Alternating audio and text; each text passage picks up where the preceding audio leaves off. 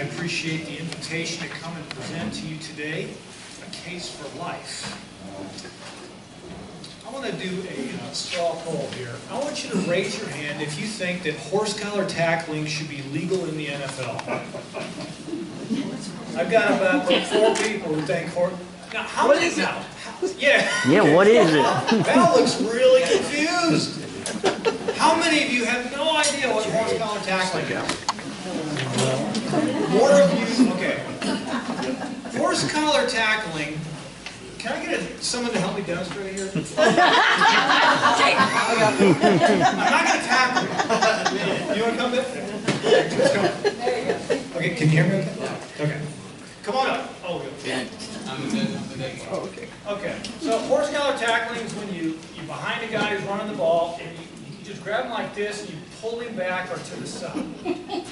You're still alive, you're fine. But if I had taken you to the ground, we might have ligament damage in your knees and ankles. And a concussion. We don't want to concuss Jeff, okay? That's a horse collar tackle. Now that you know what it is, how many of you think it should be legal in the NFL? Hardcore people. You guys like that helmet contact. Face mask. But my point is that in order to have an informed opinion about horse collar tackling, you have to know what horse collar tackling is. Isn't that common sense? Okay. In exactly the same way, if you're going to have an informed opinion about abortion, you have to know what abortion is first. Does that make sense? Okay, now I asked a group of people in a health class at the public school here in Brookings.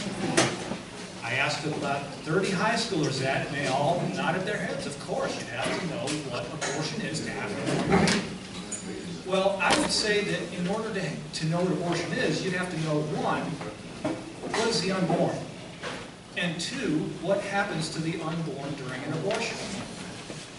If you know those 2 things at least, you can potentially have an informed opinion about abortion. Would you agree? Okay.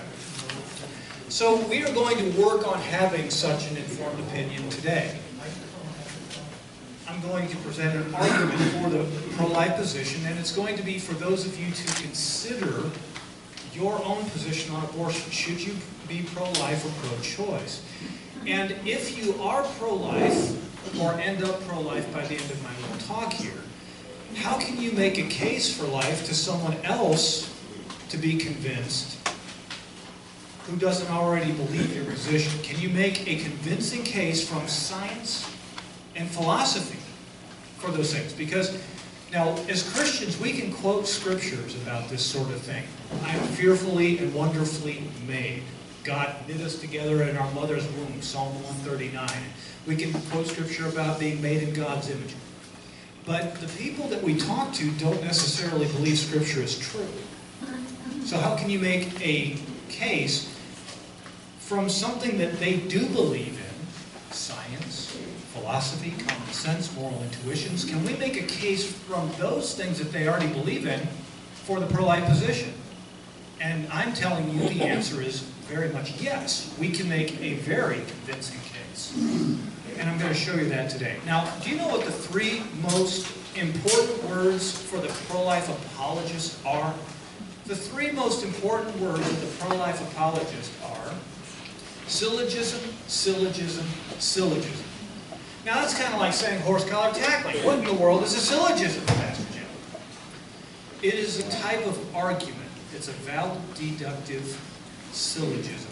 That is the form of the pro-life argument I'm going to give. Now, the reason that it's so important that I said it 3 times is because it is going to enable you to frame the debate and make the debate about the unborn, rather than about all kinds of other stuff that pro-choice people want to make it about. They're going to try to make it about choice and privacy and trusting women and poverty and a great many things that are important in and of themselves, and yet not relevant to actually justifying abortion.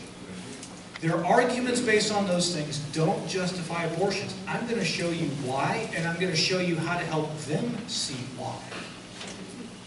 You're going to frame this debate and make it about the unborn.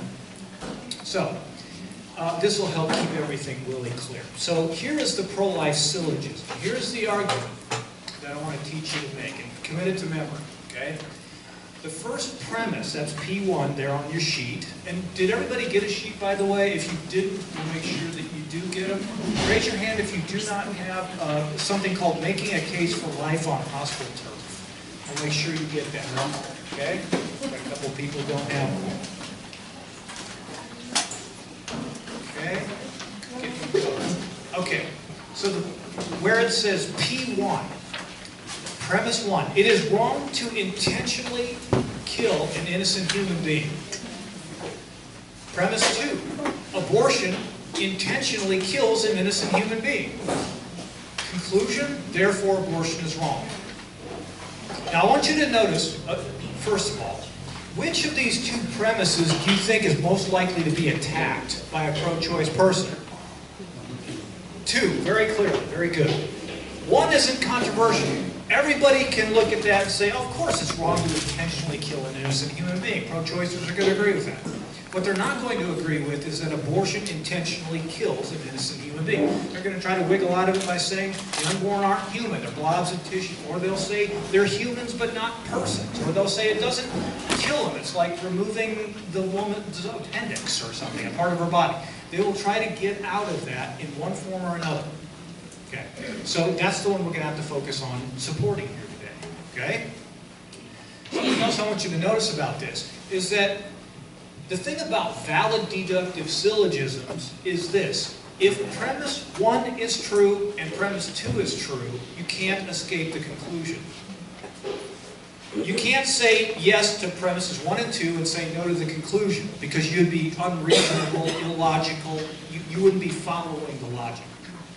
And so this becomes a powerful argument if you can well establish premise 2. Does everybody understand why that? Okay. So this is very important to keep focused on the issue of the unborn so that you can found premise 2. So here's the thesis I'm going to pursue here for a little bit here today. You can make a persuasive case for the pro-life position if you stay focused on 3 key questions. 3 key questions. Everything comes in threes here in this talk, all right? And the first of the 3 questions is, what is the unborn? What is the unborn? Now, one of the things you notice is that many of the justifications for abortion wouldn't justify killing a toddler. And because of that, we can use a tactic called trot out the toddler to show the person that they are just begging the most important question. Okay, so let me give you some examples of this and explain trot out the toddler to you. Someone says to you, anti-choicers don't trust women. Don't have laws against abortion, just trust women to make the right decisions for themselves and their families.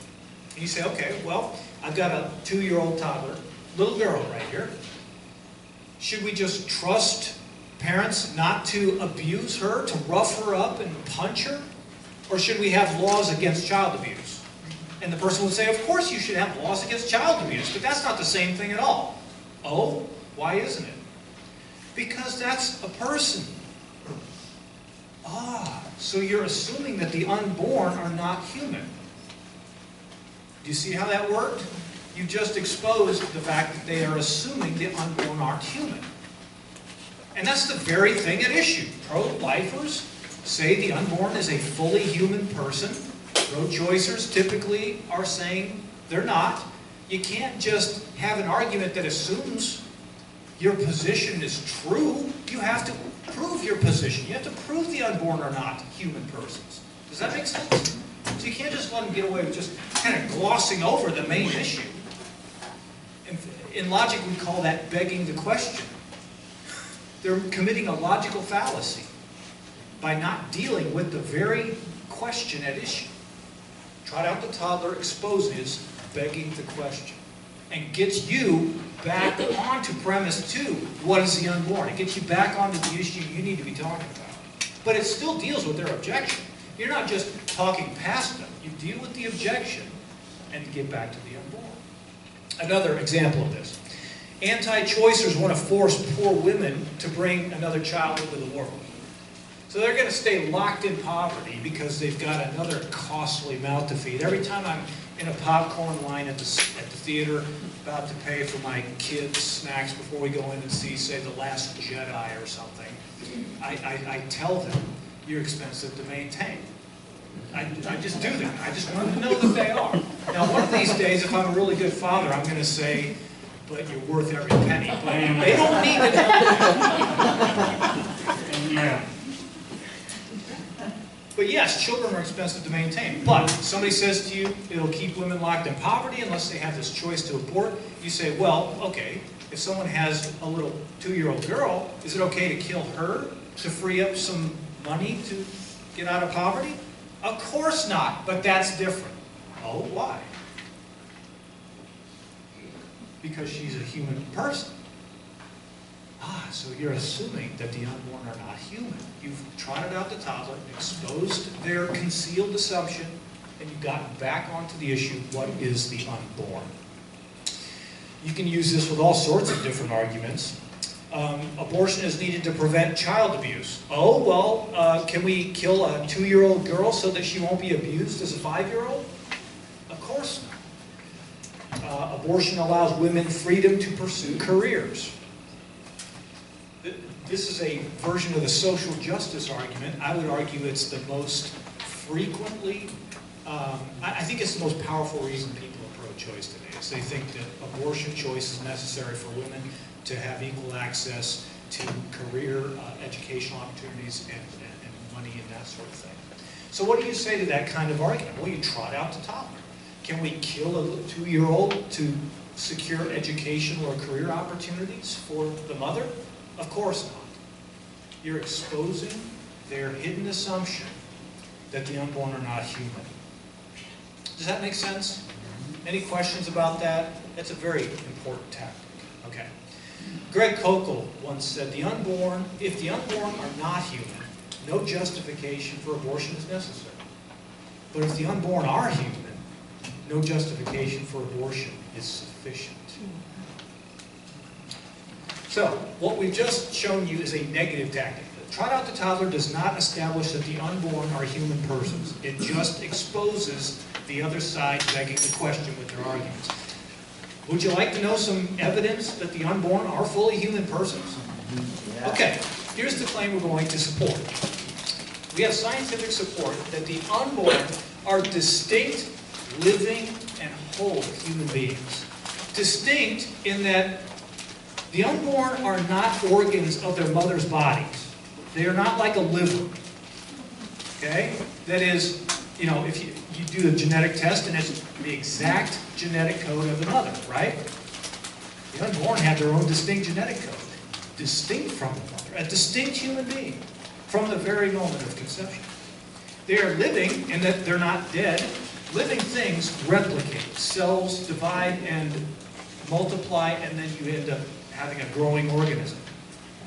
And they are whole in that, unlike a car rolling down an assembly line from chassis to body and all the parts, the engine and transmission being put, and then they're a car at the end. They weren't a car at the beginning, but they're a car at the end. That's not how humans form.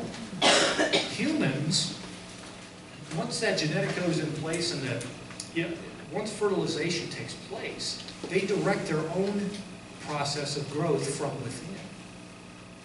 The unborn are distinct, living, and whole human beings. And it's not just a preacher saying so. Let me give you some embryology textbooks that if you go to college or graduate school and you study the science of embryology, these are some of the textbooks that you're going to be exposed to.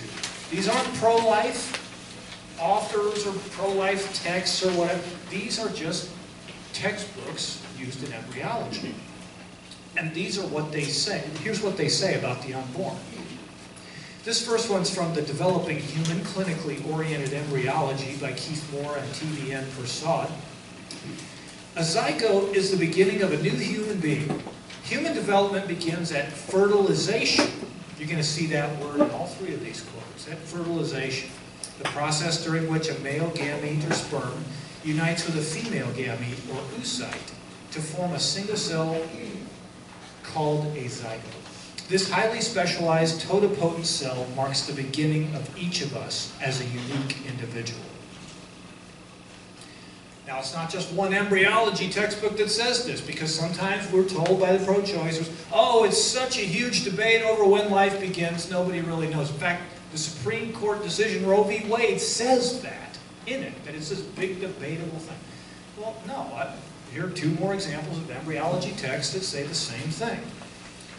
In Langman's, the development of a human begins with fertilization, a process by which the spermatozoon from the male and oocyte from the female unite to give rise to a new organism, the zygote. And just to make the third argument here, Ronan O'Rahilly and co-authors, although life is a continuous process, fertilization is a critical landmark because under ordinary circumstances, a new genetically distinct human organism is thereby formed. Again, just that last phrase, a new genetically distinct organism, that's saying it's not an organ of the mother's body. It's not like removing her tonsils or her appendix, which pro-choicers have often said things like that. Why should she need society or government's approval to have her appendix removed? Well, it's because this is a whole distinct human person. It's not a part of her body. It might be within her, but it's not a part of her in the way that her appendix is. So here we have it. We have overwhelming, unanimous testimony from embryologists that the unborn are fully human. So if somebody's going to try to argue that the unborn aren't persons or something, they're going to have to introduce some sort of philosophical distinction, and we'll address that in a few minutes. But so far we've answered the question, what is the unborn? So you can have half an informed opinion about abortion. But the other half is what happens to the unborn during an abortion. I'm going to show you a short video clip. It's about a minute long. And it's going to show you what the unborn look like after typical abortion procedures. I'm not going to lie to you, it's very, very graphic. And if you feel like it's too much, look away. They're not going to narrate, so I mean, you look away if you need to. But if you can or if you want to, watch the video. We believe that America will not reject abortion until it sees abortion. There is nothing quite like seeing it with your own two eyes. I became a pro-lifer when I saw abortion I was going into 6th grade, and I saw a film called The Silent Scream. And it is what began my passion to save these lives today. But I'm gonna go ahead and cue that up in just a moment. But, here it is.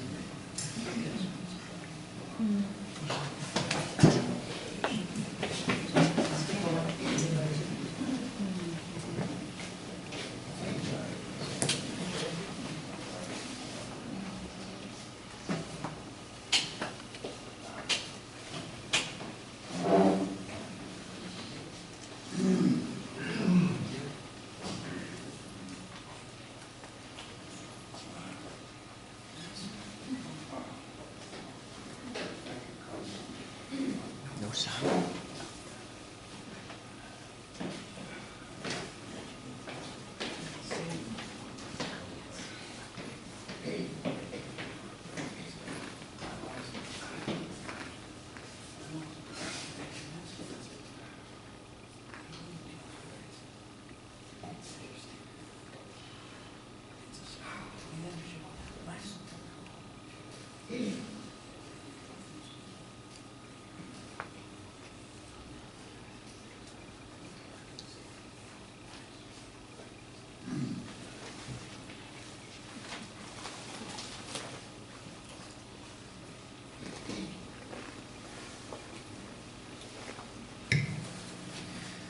We don't play videos like that, and nor do we have talks like this in order to reopen wounds. Because abortion, there are many women and men who have been through this situation throughout their lives. And we're not trying to lay guilt trips on people. We're not trying to make them feel more pain for something that has happened in the past. I know many women, in fact, some really powerful allies of mine in the pro-life movement have had experience with abortions before. And they've come out on the other side of it. They've repented of their sins, and God has extended His grace and forgiveness, and He's completely changed their lives from that moment forward and healed them on the inside for that. And I've known men who have been through the process as well. So we are not here to open wounds. We're not here to lay guilt trips. We're here to try to prevent this from happening to more unborn children and more women who often suffer intense feelings of guilt and shame and pain from this. We want the healing power of Jesus Christ to flow to all of those who have been through this. I can assure you this is a strictly redemptive purpose that we have in doing this. And I do want to assure you that the Pregnancy Care Center that Bob mentioned a while ago, down on Pacific Avenue, I helped found that the first year I was pastoring in our community. And we established that center so that locally girls and young women could go to a place that would not only tell them the facts about abortion, but enable them to choose life by coming alongside them and offering them the practical help and grace that they would need to carry forth their children. So I want to emphasize the grace of God, but I'm also trying to make sure that we in this place do not leave here not knowing what the unborn are. That we in this place do not leave here unaware of what happens during an abortion.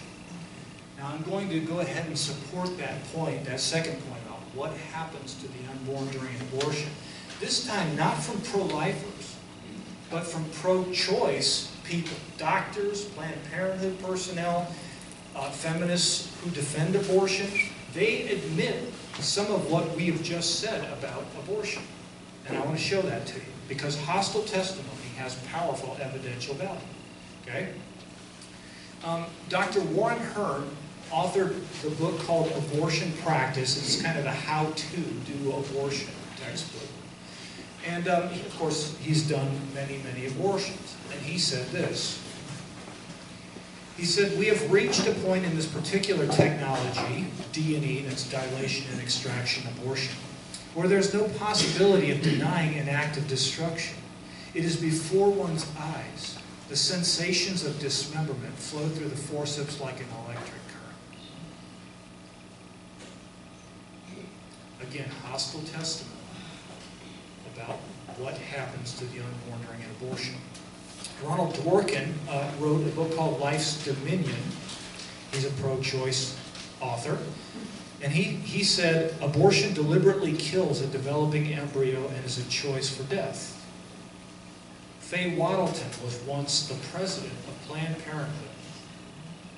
And she said, I think we have deluded ourselves into believing that people don't know that abortion is killing. So any pretense that abortion is not killing is a sign of our ambivalence, our contradictory attitudes. A signal that we cannot say, yes, it kills a fetus. Like we can't admit the truth. I want to give you there are a couple others there, but look at the one by Camille Paglia, a feminist defender of the pro-choice position. She said, hence, I have always frankly admitted that abortion is murder, the extermination of the powerless by the powerful. Liberals, for the most part, have shrunk from facing the ethical consequences of their embrace of abortion, which results in the annihilation of concrete individuals and not just clumps of insensate tissue. Now, I'm going to tell you something. If someone says to you that, oh, you know, the unborn are just clumps of tissue, they're just blobs, rather than trying to argue with them, or, you know, you could just point to one of these authors and say, well, pro-choice defenders often do admit that these are whole, living, distinct human beings. And they admit that abortion intentionally kills them. I mean, whose testimony that you're the greatest person in the world is more powerful? Your mother's or your enemy's? If you're, of course, I hope your moms would say that, wouldn't they? Would your mom say that you're the best thing since, like, frozen pizza? Okay. So, if your mom says it, well, of course she said that. Who's going to believe that? But if your enemy says, no, that's a person of outstanding character, doesn't that count for more? Hostile testimony is very powerful. You can use that use pro-choicers to defend your premise too. Your defense of unborn life. And there's another quote from Anthony Kennedy, but I need to press forward. So question one is, what is the unborn? You need to stay focused on that question throughout your defense of the unborn. But there's a second question to stay focused on. What makes valuable? What makes valuable? That is, what is it that makes human beings worth something? The key philosophical question is, does each human being have an equal right to life, or do only some have it in virtue of some characteristic which may come and go within the course of their lifetimes? And there are various characteristics that pro-choicers think, oh, if you have those that you can presently use, then boy, that's what makes you valuable. Now, our contention as pro-lifers is that there is no essential, morally significant difference between you as an embryo and you as an adult. I mean, there are obvious differences between you as an embryo and an adult, but none of them change what you were, and none of them justify killing you at the embryonic stage. So let's talk about the very obvious differences between you as an embryo and you as an adult. The most obvious difference is size. Aren't you a lot bigger now than you were as an embryo? I can say that and not even feel like I need to lose a few pounds. I mean, I'm a lot bigger than I was as an embryo, okay? But right now the AFC Championship is over. Don't look at your phones. I don't want to know the score, and you don't either. But the AFC Championship was just played today, and a guy took the field named Gronk. Have you seen Gronk? Rob Gronkowski's about 6'7", and he's about 270, okay? He is a giant of a human being. Best tight end in the game for the New England Patriots. Cheering for Gronk and his team was a series of cheerleaders, all of whom probably on average are about a foot shorter than Gronk and way less than half what he weighs probably, okay? Is Gronk more of a human being than the cheerleaders? No. Is Gronk more valuable than the cheerleaders?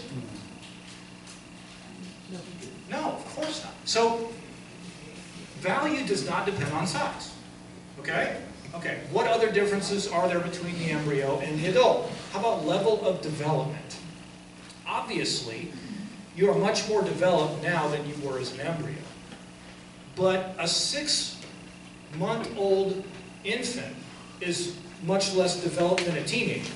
Is the teenager more human than the 6-month-old? Does the teenager deserve more right to life than the 6-month-old? Of course not. They are equal in value because they share a human nature, regardless of size, regardless of level of development. How about environment?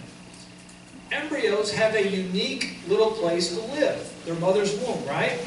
It's very warm in there, I would imagine. I don't really remember this very vividly. But I get claustrophobic just thinking of it, okay? But does where you are determine what you are? Yes or no? No. Of course not. So how does a journey of 8 inches from the womb out into the bright lights of the world change your essential nature? It surely does not change anything about you except maybe your address. How about degree of dependency? Of course, you depended on your mother as an embryo in a way that you don't depend on her now. But since when did degree of dependency determine what you are and determine how valuable you are?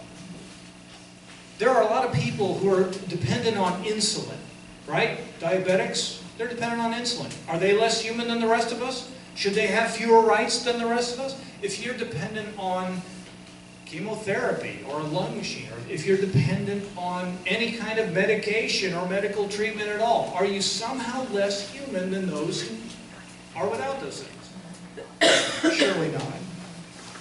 In short, humans are equal by nature, not by function. We're equal by nature.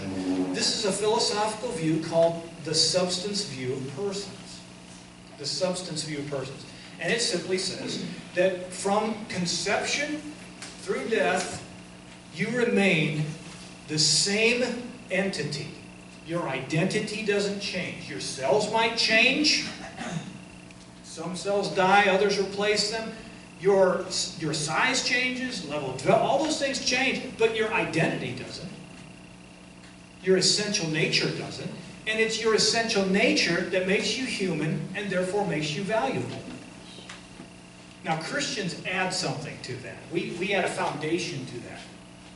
The reason your human nature is made in the image of God, and that's what makes you ultimately valuable.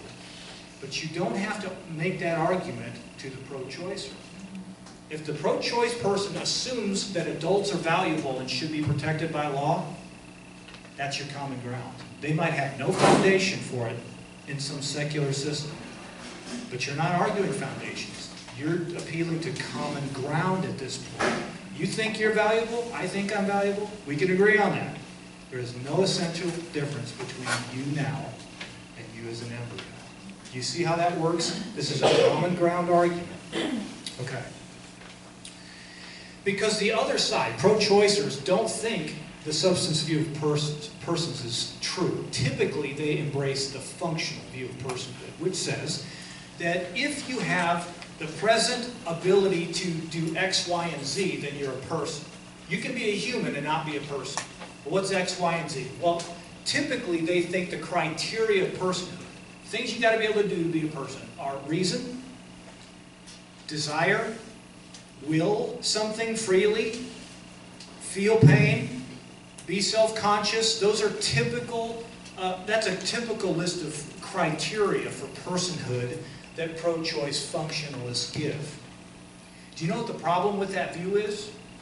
It excludes a whole bunch of us who aren't in the womb anymore. It excludes newborns. Are newborns reasoning out there, doing calculus or something? Are newborns, willing freely and feeling and desiring? They're very much like embryos in this way, are they not? And yet the pro-choicer wants to say newborns are valuable, but just before birth they're not and can be killed. Okay? It also excludes people in a coma. Oh, and it excludes you too when you're asleep. A third of your life you have no value. Can we just kill you when you're not? Because you're not presently reasoning when you're asleep, are you? Are you desiring when you're asleep? Are you freely deciding stuff when you're asleep? My movements, as my wife can testify, are entirely involuntary throughout my sleep. I am by definition unconscious. But I don't cease to be human or a person or valuable for a third of my life. I get good sleep. I don't know about you. So the substance view of persons makes more sense, it's more intuitive than the functional view. Oh, and by the way, when did you begin to exist? Just out of curiosity. All of you are doing math right now, back from your birthday to 9 months before, right? And if you're asking anybody, even a pro-choicer who's not at that moment trying to defend the choice position, they're going to think the same thing, because the common sense view is that you started to exist as a distinct, living, whole human being 9 months before you were born. You started at fertilization. So we believe that the pro-life position makes much better sense scientifically and philosophically than the pro-choice view. So, we've answered the 2 questions. Let's go on to that 3rd question. What's the point? What are we supposed to do with all of this? The point is to love our unborn neighbor as ourselves. Let me ask you something.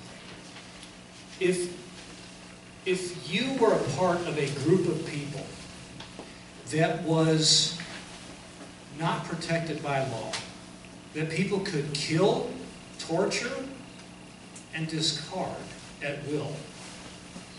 Would you want someone to stand up for you, someone powerful, someone with a voice, someone to say, no, that's wrong, stop doing that?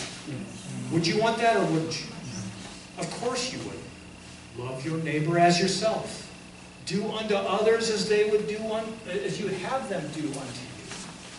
So now we need to be the voice for people who have absolutely no voice at all. The unborn can't stand up for themselves. And they'll never thank us. But we could save billions. I said billions because 1.4 billion people have been legally killed through abortion worldwide. The figure in the United States is how many? Anybody know? 60 million.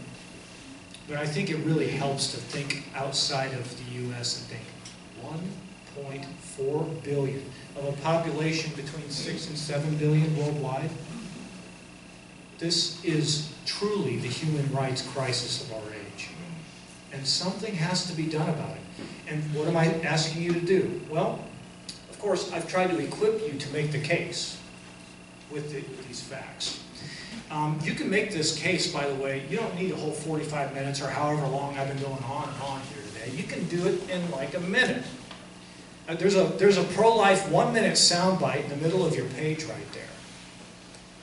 I'm pro-life because the science of embryology establishes that from the earliest stages of development, you are a distinct, living, whole human being. You are not a part of your mother's body, like skin cells on the back of her hand, but we're a distinct, living, whole human being, in spite of the fact that you had yet to fully develop and mature. There is no essential difference between the embryo you were and the adult you are that justifies killing you at the embryonic stage. Differences of size, level of development, environment, and degree of dependency do not justify killing you at that earlier stage, but not now. Now, how long did it take me to rattle that off? Less than a minute, right? So you don't need an hour or 45 minutes or whatever to make the case. You can put that out there, and then the other person can ask questions, try to rebut, interact with you. And by the way, I can't emphasize this strongly enough. As a pro-life apologist, our passions run strong, but so do theirs. And sometimes these conversations generate more heat than light. People start losing their cool. They start getting upset. They start yelling at each other. And that's not going to help. As a pro-life apologist, you need to be as cool as the other side of the pillow. Keep your temper. You know, one of the fruit of the Spirit is self-control. And I would say the cooler head wins, but it's really not about winning an argument. It's really about persuading the heart and mind. And you do that with gentleness and respect. We're told to make a case for the faith in 1 Peter 3:15, but it says to do this with gentleness and respect. I didn't teach you to just say a bunch of indicative things, but to ask questions and then to listen to their responses and interact. It's a give and take conversation. They may make some points you're not quite sure how to answer. Well, be honest about that. Go do some research and get back to it. It's give and take, but I am trying to teach you to make a civil, gentle, respectful, but strong case for the pro-life position. What else can you do? Well, a couple of things. It says get smart. Up your pro-life game in 3 easy steps. What I just gave you is not everything you'll ever need to know about the pro-life argument. I gave you a foundation to build on. And what can you build with? Well, look at step 1. It says pray. The Colson Center has put together 21 Days for Life, which is like a devotional that you do once a day for 3 weeks. And it's got a little devotional on there that acquaints you with the case for life, some of the stuff I told you, and then some additional things that you can add to your repertoire. But it's written by, I speak for Life Training Institute, and our founder and president, Scott Klusendorf, has written books and things on this subject. I'm going to tell you about it in a minute, but he co-wrote 21 Days for Life with John Stonestreet, who directs the Colson Center for Christian Worldview. It's top-notch material. I really advise you to go through that material. Step 2, you can watch a debate between Scott Klusendorf and Nadine Strauss, former president of the ACLU. It will give you a good idea how pro-choicers defend their position and how pro-lifers can interact with and refute the pro-choice position. And you can get a whole pro-life apologetics course from the Clarkson Academy in London with lecture notes, all of this for free, right online. It's right there at the Gospel Coalition website. I've watched them. It's training from Scott Klusendorf, and it's just outstanding material. Finally, there are a bunch of books you can get. The suggested readings at the bottom of your page, and I've read these guys. Peter Kreff's book is tremendous. Francis Beckwith, I've read a bunch of his stuff, and he's outstanding. He's a philosopher, teaches at Baylor. Christopher Coxor. But the one I'm going to recommend you start with is number 2, Scott Klusendorf's book, The Case for Life. Because it is a more detailed version of what you got here today, plus footnotes and counter-arguments and then refutations for those arguments. It will take you deeper, but it's very understandable. It's user-friendly stuff. And it goes into other issues like embryonic stem cell research and other things that we didn't have a chance to cover here today. So there are all kinds of ways you can get involved in the pro-life movement. You can get involved with the Pregnancy Care Center. You can sign the petition, by the way, to put the ballot measure on for later this fall to keep Oregon from funding abortions with our tax money. Your church, I know this church did that just last fall. We've been gathering some more signatures in my church, but you can get involved in all sorts of different ways with the pro-life movement. But let me just leave you with this. Back in the 30s in Germany, there was a guy named Armin Wegner. And about the time Adolf Hitler announced that he wanted Germans to boycott Jewish businesses and drive them out of business, Armin Wegner got really upset about this, and he penned an argument for why the Nazis were wrong, for why he started talking about all these contributions that Jews have made to German civilization and European civilization. And he argued that if this anti-Semitism continued, it was going to shame and disgrace Germany. Boy, were those prophetic words. And he tried to get his letter published, but nobody had the guts to put it in print. So he took it to the next level. He took that letter down to the Reich Chancellery, and he asked the person he spoke with for that letter to be placed on the desk of Adolf Hitler. He wanted Hitler to read what he had to say. And he was assured that Hitler would get it. But within a few days, the Gestapo arrested him. And they took him to a camp and they began to torture him. He was in and out of 7 prison camps until he finally escaped. He had to leave his native Germany and live the rest of his days in Italy, where he died in 1978. On his gravestone were the words, "I loved justice and hated injustice, therefore I die in exile." A decade before he passed away, the Yad Vashem Holocaust Museum in Jerusalem, a place I've been to myself, decided that they were going to honor Wegner as one of the righteous among the nations. They plant trees in honor of Gentiles who tried to help the Jews during the period of the Holocaust. And they have a bunch of memorial displays memorializing these righteous among the nations. And they did this for Wegner, and this is the line. You can see this on the Yad Vashem website today. They said, "The only writer ever to raise his voice against the persecution of the Jews."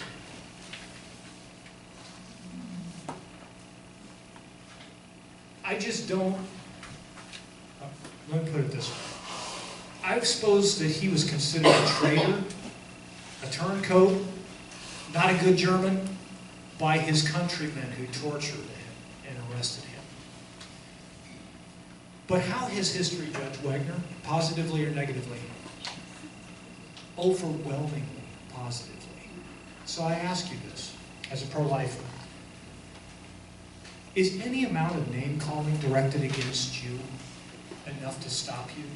Is any amount of mockery, or your being a punchline, or people trying to take the tax-exempt status of your organization, is any amount of opposition and persecution enough to keep you silent in the face of the greatest atrocity Americans have ever committed? Just numerically speaking, 60 million, we've never slaughtered 60 million of anybody else. We have national sins that are extremely grave. But this is the worst human rights abuse of our age. Should anything stop us from making a civil, peaceful, respectful, but insistent case for laws that protect the unborn, I say let's let nothing stop us. I say let's debate, let's write, let's talk, let's pray, let's act, let's sign, let's do what it takes to end abortion in this generation. Back 10 years ago, I wondered if there was really hope. I got so frustrated that there was no change happening that on Sanctity of Life Sunday, like 9 or 10 years ago, maybe more, I uppercut my pulpit. I hit it so hard that the chunk of plexiglass came flying off and flew across the stage, and it almost hit my beautiful maple drums. Pearl Masters. Oh my goodness. And what I said when I uppercut it was, nothing ever changes. You see, I was starting to lose hope. I was starting to lose hope that we could get this done. And God has this curious way of showing us, you know nothing. 2010 happened. And the midterm elections put a lot of conservative pro-lifers into positions of influence in the 50 states. 350 pro-life laws have been established in states since 2010. 350! Now sometimes there are small restrictions, like you have to have parental consent to have an abortion. Ultrasound technology has to be shown to you, or a number of different obstacles to an abortion. But those obstacles have made an enormous difference. Just ask Planned Parenthood clinics that are shutting by the dozens. Pro-lifers are winning at the local level. I want to tell you there's hope, but I also want to tell you there's a lot more work to do. Because even if they overturn Roe versus Wade and make abortion illegal, you're still going to have a bunch of women whose hearts and minds need to embrace life too. We don't want the underground abortion industry to get going again, do we? We need to win hearts and minds. And so for as long as you live, there will be a need for pro-lifers making the case. And I encourage you to be a leader in making it. Thank you for your attention today.